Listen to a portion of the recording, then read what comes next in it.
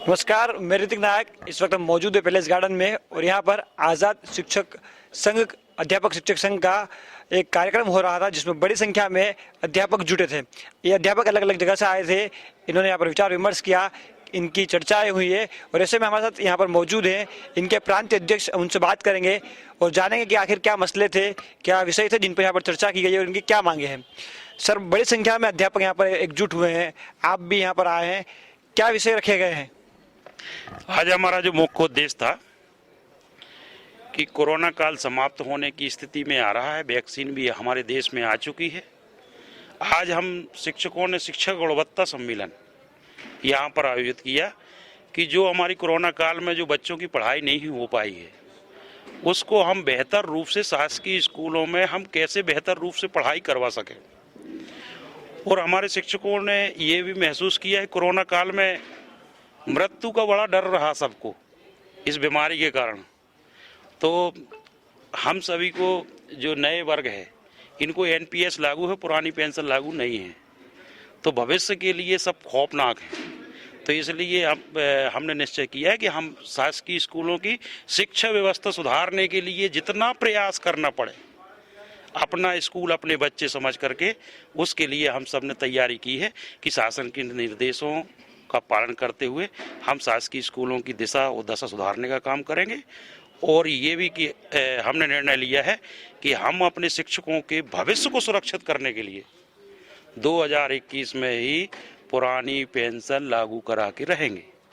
अच्छा, शिक्षा में गुणवत्ता जो आप चाहते हैं बेहतर हो, उसके लिए क्या क्या बदलाव है जो मुख्य रूप से आप देखते हैं?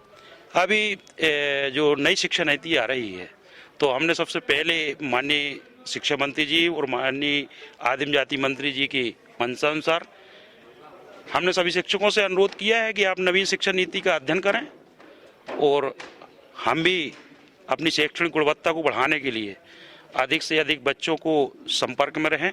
और जैसे ही स्कूल खुलना चालू होते हैं, अभी high school high secondary school खुल गए हैं, लेकिन प्राइमरी मिडिल स्कूल भी जो खुलेंगे तो हम आधा घंटा 1 घंटा या अतिरिक्त समय दे करके हम बच्चों को पढ़ाने का काम करेंगे और मजबूत शिक्षा व्यवस्था का काम करेंगे।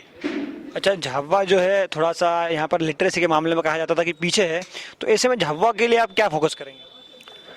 देखो, ऐसा कुछ भी नहीं है। झाबुआ की शिक्षा व्यवस्था निश्चित रूप से पिछले दशकों में कमजोर मानी जाती थी, लेकिन वर्तमान परिदृश्य में तो हमारे शिक्षकों में ने इतना जबरदस्त ऊर्जा के साथ काम किया है और बहुत निश्चित रूप से विद्यालयों की दशा और दिशा दोनों सुधारने का काम किया है। और बच्चे निश्चित रूप से पिछले समय में आपने देखा होगा कि आईआईटी और जेईई इनमें हमारे झाबुआ के बच्चों ने रिकॉर्ड तोड़ा है।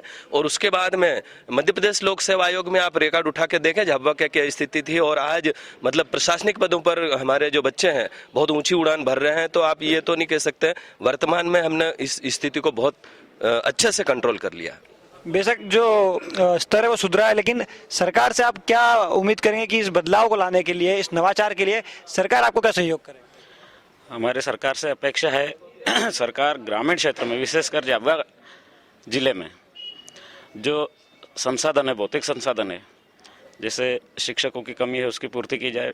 विशेषकर प्राथमिक और माध्यमिक शिक्षकों विद्यालय में वहाँ पर टेबल कुर्सियों का अभाव है, भवनों के भी अभाव है। एक एक कमरे में 5-5 क्लासें लग रही है, उनकी व्यवस्था करें। बाकी सारा काम हम पे छोड़ दे सरकार। शिक्षा बच्चों को पढ़ाने के लिए हम अपना समर्पण देने को तैयार है संपूर्ण रूप से। अच्छा, एक आखिरी प्रश्न है कि आप जो यहाँ पर विषय लेकर आए थे, इसको लागू करने के लिए आपका कोई रोड मैप है या कोई जो आपने प्रोसेस तय की होगी, तो क्या ऐसे कोई रोड मैप है?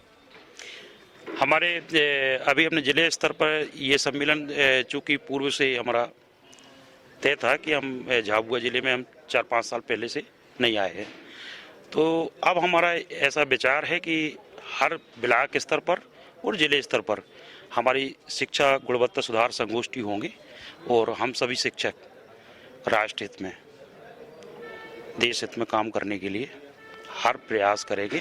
जो जैसे सुझाव आएंगे हमारे शिक्षकों के, उनको प्रोत्साहित करने का काम करेंगे।